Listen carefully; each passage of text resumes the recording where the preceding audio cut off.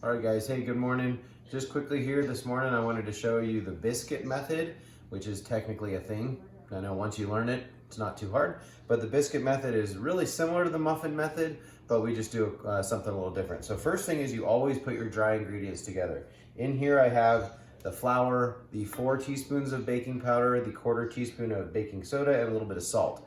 Please make sure you know that teaspoon and tablespoon are different, okay? Over here I have some of my wet ingredients, and then I'm gonna show you again a little trick here with the butter. What I do is instead of using 2 tablespoons of butter and 2 tablespoons of shortening, I'm just gonna use all butter. That's fine, probably easier for all of you guys as well.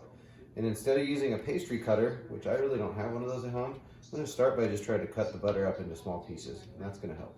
All right, so the butter is actually chopped up pretty small. The big thing you wanna make sure is that after you're done mixing it in with your biscuits is that it's no bigger than about the size of peas, okay?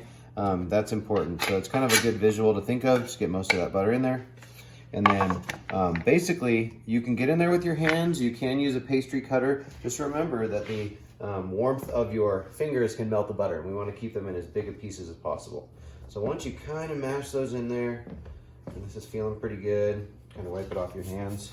We'll be about ready to add in our other ingredients. This is about done here. Again, just kind of making sure I don't have any big chunks of butter. It's okay to get your hands involved here. And then we're gonna put in the buttermilk.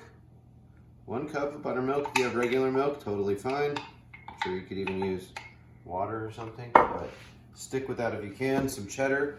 You can also throw in some jalapenos if you like. Just do it all any kind of way. The cheddar is also optional, okay? I'm just gonna really mix this together as little as possible until it just comes together. Notice how I'm trying to absorb all that flour before I even touch it with my hands. And we're getting real close here. It's gonna be in the oven real shortly.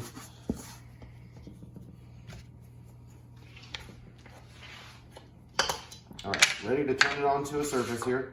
You can get some extra flour. I'm just gonna see if I can actually do a lot of it in the bowl by turning it over on itself. And then I don't have to clean up my countertop as much.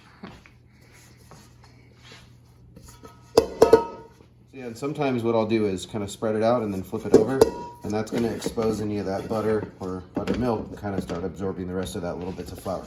Because you do want to try to get all that in there, but we're not going to overwork it. And look, take a look there. I really didn't even have to use a rolling pin that I got out, so we're looking good there. With the magic of editing, my hands are all clean now, but it really is as simple as that. The less you handle biscuits, the better. Same with muffins. If you mix them up too much, they're gonna be tough, okay? You hear my oven is preheated, just about the right amount of time, okay, 450. If you wanted to use a biscuit cutter and make circles, you could totally do that. We're gonna go ahead and just make some squares here because we're not too picky and they kind of taste the same as far as I'm concerned. They might not be perfect, but we'll show you how to fix that in a little bit.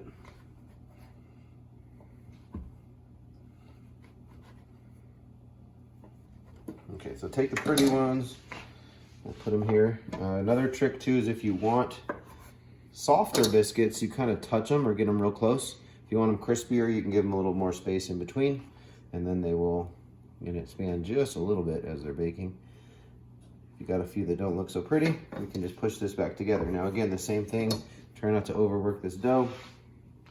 They don't look as pretty, they're still gonna taste great. So again, these pieces, just kind of push back together. If you wanted to get a little extra flour out, you absolutely could. So we're gonna stick with it here. And we'll just get a couple that aren't the same shape, but they're about the same size. And that is important. If you get super small ones or super big ones, they're gonna cook at a different rate. All right, in the oven they go. We'll show you what they look like when they're done, guys. I let them go for 9 or 10 minutes. I think the recipe says you can let them go 10 to 15 minutes. And this is all personal preference, you guys. I would definitely let them go 9 or so minutes so that they're not raw in the center. But let's take a look. Bring them over. All right, there you go. Let them sit.